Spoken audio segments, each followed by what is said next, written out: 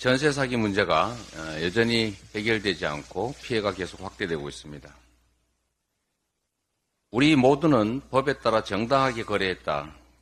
제도로 인해 문제가 생겼는데 누가 책임져야 하나?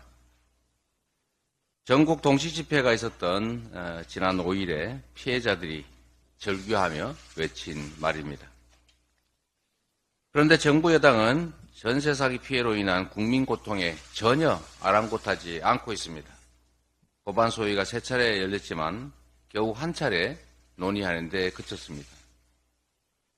국회가 국민 앞에 약속했던 전세 사기 피해자 특별법 개정, 이 문제에 대해서 정부 여당이 너무나 소극적입니다.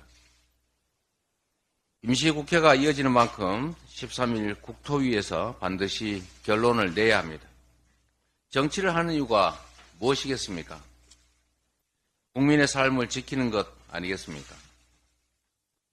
국민의 눈물을 닦아주는 것이 정치라면서요.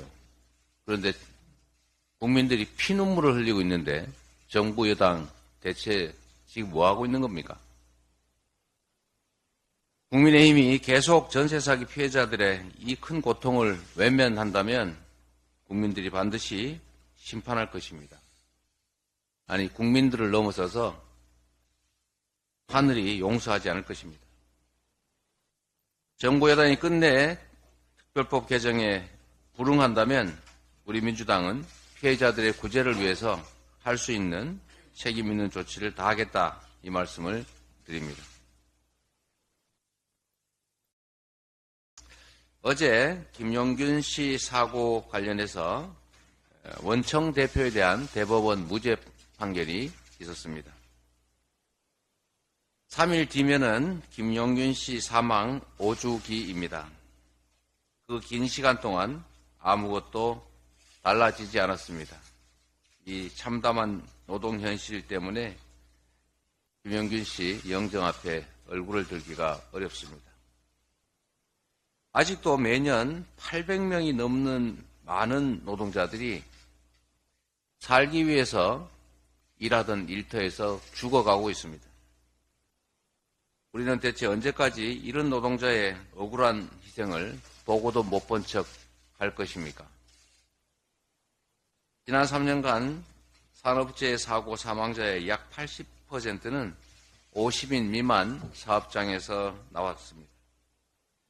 지금 당장 정부가 해야 할 일은 지난 2년 동안 아무런 진전도 이뤄내지 못한 것에 대한 사과입니다.